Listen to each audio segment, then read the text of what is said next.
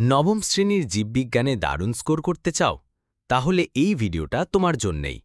তোমাদের আসন্ন দ্বিতীয় পর্যায়ক্রমিক মূল্যায়ন 2025-এর প্রস্তুতিকে আরও মজবুত করতে সায়েন্স কোড বাংলা আজ হাজির হয়েছে জীবনবিজ্ঞানের বাছাই করা গুরুত্বপূর্ণ কিছু বড় প্রশ্নের পার্ট 2 নিয়ে। পরীক্ষায় ভালো রেজাল্ট করতে চাইলে ভিডিওটা একদম শেষ পর্যন্ত দেখো। নবম শ্রেণী দ্বিতীয় পর্যায়ক্রমিক মূল্যায়ন জীবনবিজ্ঞান গুরুত্বপূর্ণ বড় প্রশ্নাবলী।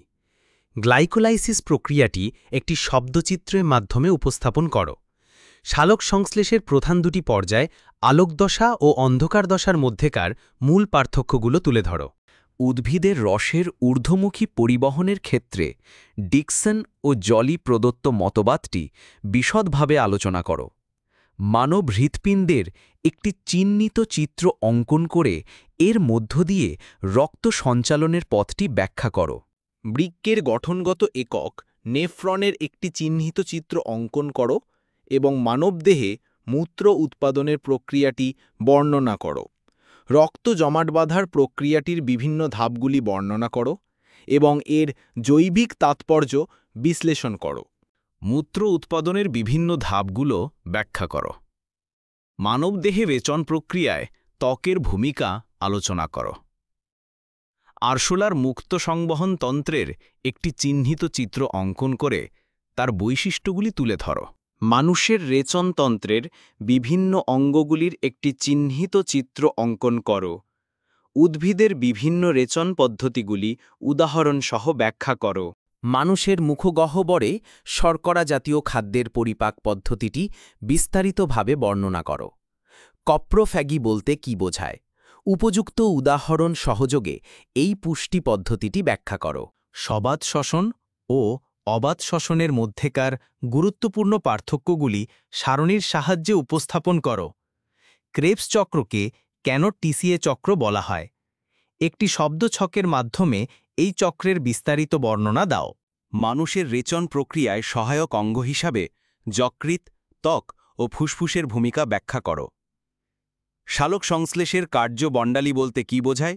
সালোক সংশ্লেষের আলোক নির্ভর বিক্রিয়ার শেষ উৎপন্ন পদার্থগুলির নাম উল্লেখ করো। সালোক সংশ্লেষ প্রক্রিয়ায় জল, আলো, ক্লোরোফিল এবং কার্বন ডাই অক্সাইডের প্রতিটি উপাদানের ভূমিকা বিশ্লেষণ করো। কেলভিন চক্রের একটি শব্দচিত্র অঙ্কন করে সালোক সংশ্লেষের অন্ধকার দশার এই প্রক্রিয়াটি বর্ণনা করো। সংক্ষিপ্ত টিকা লেখো। ফটোলাইসিস, ফটোফসফোরিলেশন, কার্যবর্ণালী, রসের উৎস্রোত। উদ্ভিদে বাষ্পমোচন প্রক্রিয়াকে নিয়ন্ত্রণকারী বাহ্যিক ও অভ্যন্তরীণ কারণগুলি বিশদভাবে আলোচনা করো। নিম্নলিখিত বিষয়গুলির মধ্যে পার্থক্য লেখো। ১. আলোক দশা ও আলোক নিরপেক্ষ দশা। ২. ব্যাপন ও অভিস্রমণ। ৩. সবাত শ্বসন ও অবাত শ্বসন। গ্লাইকোলাইসিসকে কেন ইএমপি পথ নামে অভিহিত করা হয়? এই প্রক্রিয়াটির বিভিন্ন পর্যায়গুলি বর্ণনা করো। সন্ধান কি? এর অর্থনৈতিক গুরুত্ব উদাহরণসহ ব্যাখ্যা করো।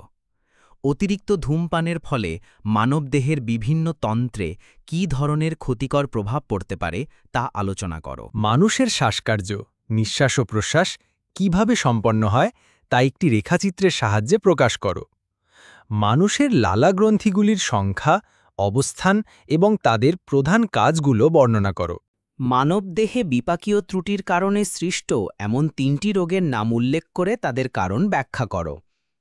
আমাদের পৌষ্টিকতন্ত্রে প্রোটিন জাতীয় খাদ্যের পরিপাক পদ্ধতিটি বিস্তারিতভাবে আলোচনা করো। কার্বোহাইড্রেট পরিপাকে অংশগ্রহণকারী বিভিন্ন উৎসেচকগুলির নাম উল্লেখ করো এবং পরিপাক প্রক্রিয়ায় তাদের সুনির্দিষ্ট ভূমিকা বর্ণনা করো। এরিথ্রোব্লাস্টোসিস ফিটালিস কি? মানবদেহে রক্ত জমাট বাঁধার পদ্ধতিটি বিস্তারিতভাবে ব্যাখ্যা করো। মিথজীবীয় পুষ্টি বলতে কি বোঝায়? উদাহরণসহ এই পদ্ধতিটি বিস্তারিতভাবে ব্যাখ্যা করো। মানব পুষ্টিকতন্ত্রের একটি পরিষ্কার চিহ্নিত চিত্র অঙ্কন করো। মুক্ত সংবহনতন্ত্র ও বদ্ধ সংবহনতন্ত্রের মধ্যেকার মূল পার্থক্যগুলি বিশদভাবে আলোচনা করো। স্বভোজী পুষ্টি কাকে বলে? উদ্ভিদে দেখা যাওয়া বিভিন্ন প্রকার পরভোজী পুষ্টি পদ্ধতি একটি করে উদাহরণসহ বুঝিয়ে দাও। কেমন লাগলো আজকের ভিডিও? তোমাদের নবম শ্রেণী জীবনবিজ্ঞানের এই সাজেশনের দ্বিতীয় পর্বটি কেমন লাগলো কমেন্ট করে জানাতে একদম ভুলো না কিন্তু। আশা করি এই প্রশ্নগুলো তোমাদের পরীক্ষার প্রস্তুতিতে দারুণ সাহায্য করবে। এই প্রশ্নগুলো ভালো করে প্র্যাকটিস করো, কারণ আগামীতে আমরা আরও নতুন নতুন টপিক আর প্রশ্নোত্তর নিয়ে হাজির হব। যদি ভিডিওটা তোমাদের কাজে আসে তাহলে টুক করে একটা লাইক করে দাও আর তোমার বন্ধুদের সাথে শেয়ার করে দিও, যাতে ওরাও উপকৃত হতে পারে। বিজ্ঞানকে আরও সহজে শিখতে এবং বিষয়ভিত্তিক সাজেশন ও লেকচার ভিডিও পেতে এখনই সায়েন্স কোড বাংলাকে সাবস্ক্রাইব করে বেল আইকনটি প্রেস করো। আজকের মতো বিদায়, দেখা হবে পরের ভিডিওতে।